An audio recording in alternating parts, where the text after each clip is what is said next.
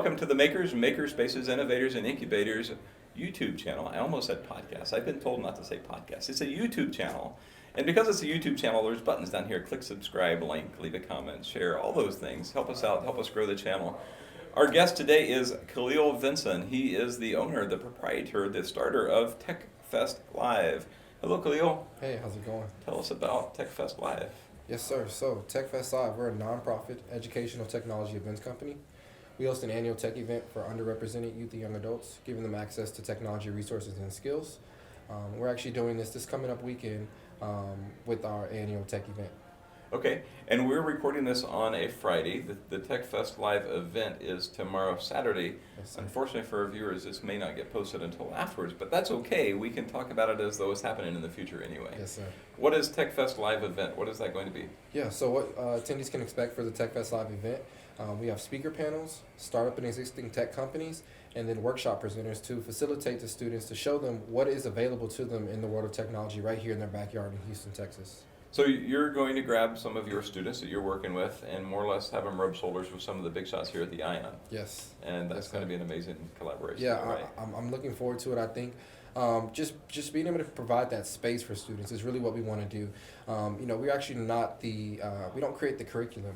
We create the environment between our sponsors and our partners and the students to create an environment of engagement, of opportunity within the tech world.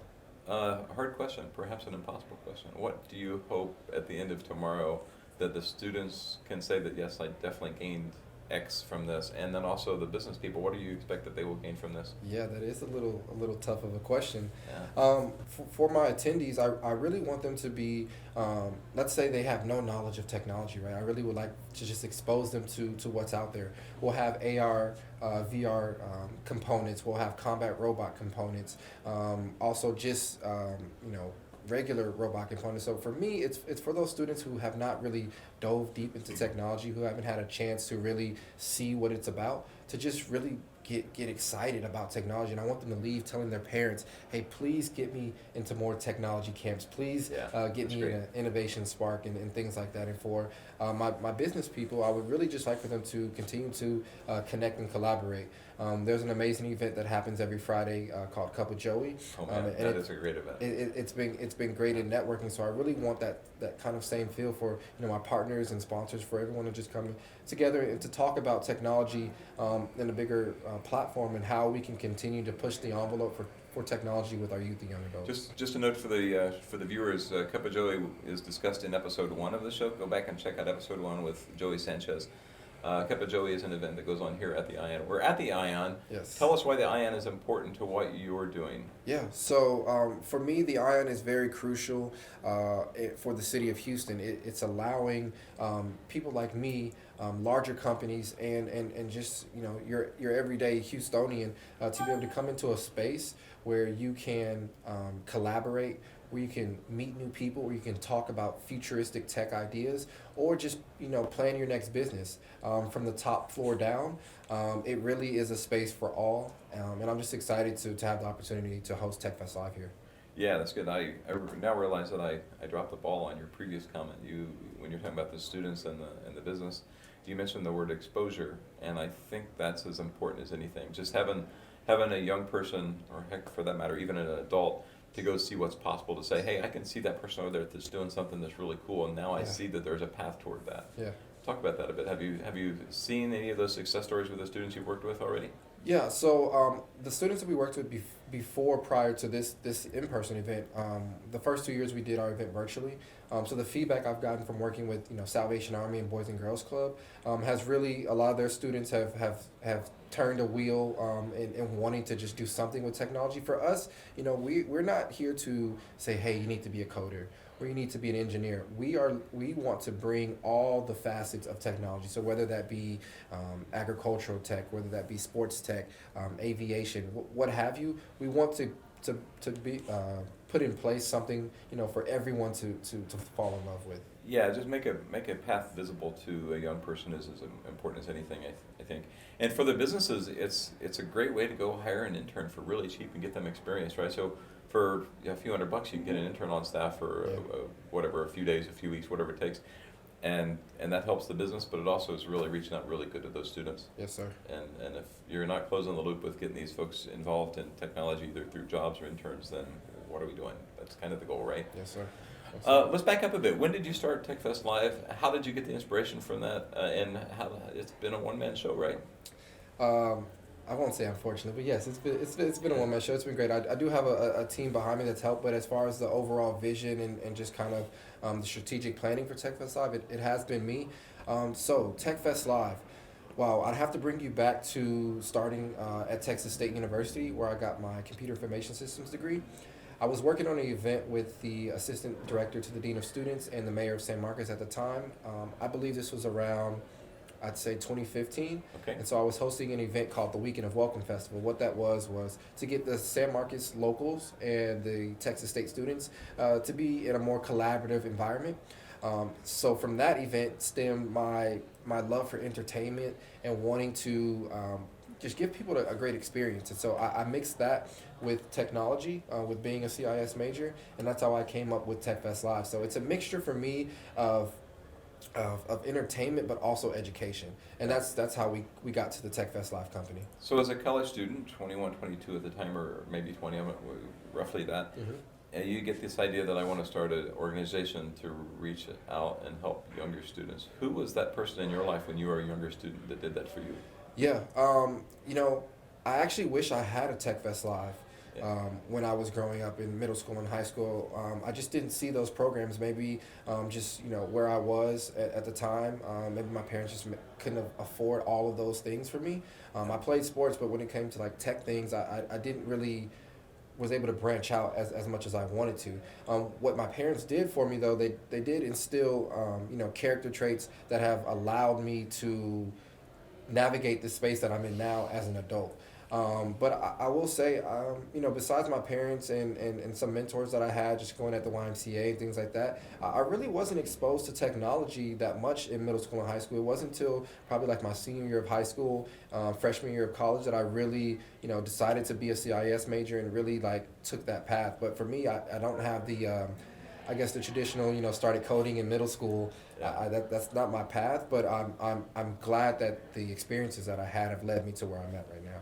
So there's bound to be a person out there watching the channel here that is in the spot where you were a few years ago, that's in college, that's got some ideas, but maybe doesn't quite have the courage to go out on a limb and start something new. Help them. How do they do that? How do they go from sitting in their dorm room and maybe no idea how to do one of these things, and then a year later they've got an organization? Yeah, I think the most simplest answer that I can give is take a piece of paper and a pencil or a pen and just get to writing. Write down all of your thoughts, all of your ideas, no matter if it's not going to work or if you think it's going to be the greatest thing out there. You have to start somewhere, and I think that's what I was afraid of, and what a lot of people unfortunately are afraid of is the start.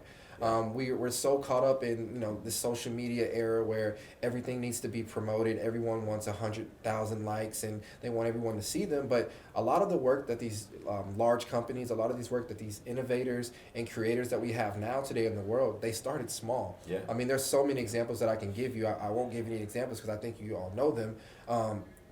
These very important figures in the tech industry and business all started small, most of them. And so I would just encourage students to start small, start where you are, and really find a mentor. Find someone that you can do a soundboarding with, right? That you can bounce your ideas off with, and that will allow the ideas to continue to flow, and you'll be able to know, hey, this is not going to work for me. Let's go back to the drawing board. Let's iterate. Let's figure out how to make this thing work. If you're a hard worker, everything will work out for you fine. Yeah, and I think what I found as well is that if you've got an idea, and let's say if I don't know, let's say that I had this idea to invent a new kind of touch screen phone, some new iPhone lookalike. Yeah. I personally don't have the skill set to do that. I don't have the team to do that. That's a big project. But if I come up with an idea that's at least possible to do, no matter how good or bad the idea is, if it's something that's possible within my skill set, within my toolbox, go try it. Yeah. There's almost, there's usually no cost to trying it and failing. Who cares? Try it. Sorry to cut you off. There's success in failing. Yeah. And that's one of the biggest lessons that I've learned along the way, that in order to succeed, you kind of need to fail a little bit, because how do you know if you're on the right path? I've failed many of times, and I probably will continue to fail, but I know that failing means that I'm working. And I think that's what we have to associate with. Like, I think we have this idea of failure as a negative, and it can be, but it's how you react to failure. What's most important. Oh, I agree, and I think just go. If you get an idea, just run with it, and then you'll either figure it out or you'll realize that that's not where you need to be. Yeah. But there's no harm in trying. Yeah. No. Yeah. Most definitely. Yeah. What's next for TechFest Live? How do you want to grow? What do you want to do? Where will you be 5 years from now? Yeah. 5 years from now. 5 years from now, TechFest Live, I see us across the nation hosting tech events. We definitely want to keep the city of Houston. This is our home. This is where we built this business. This is where I was raised at. To keep TechFest Live here, but of course we do want to scale and bring it to other cities, right? So we want to go to Dallas and Austin and San Antonio, and then eventually go to other states and host a TechFest Live experience, because students need this, right? We would love to just cater to our Houston community, but there's other students out there across the nation that need this. And you asked me about 5 years. If everything works out, we'd love to take TechFest Live globally as well. That's our big picture, actually, is a global tech event. Like, I can see TechFest Live Mexico or Europe in our future. So I won't put an exact time stamp on it, but it's something that we're looking to do, and I'm looking forward to that journey. That's great. I think you're right on. You've really got to have that long-term vision in order to guide your near-term direction.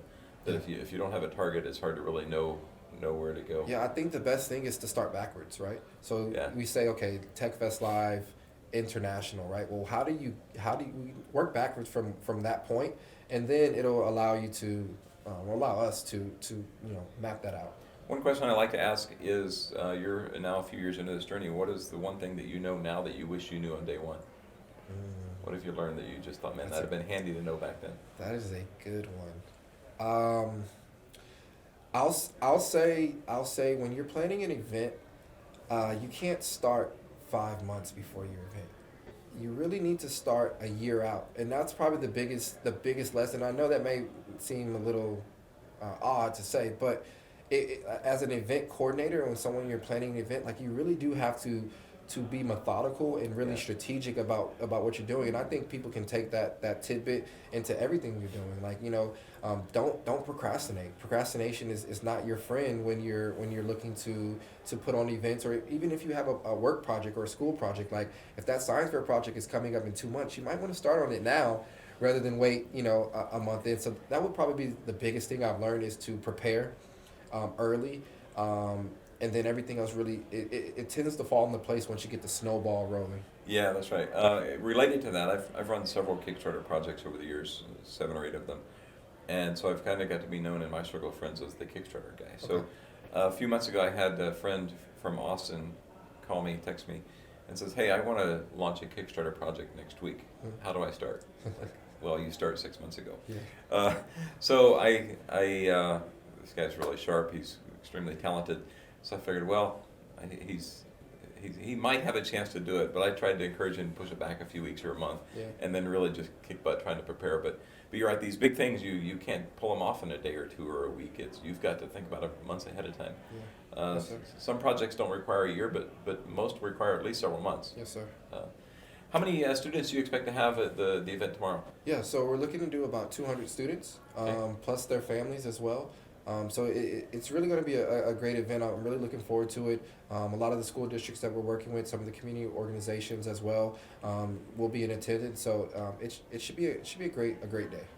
Cool. And this is going to be a yearly event? It has been a yearly event? Yes, sir. So this is our 3rd year of operation. This is actually our first year, our first in-person event.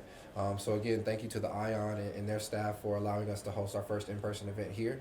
But yes, be on the lookout for TechFest Live in 2023.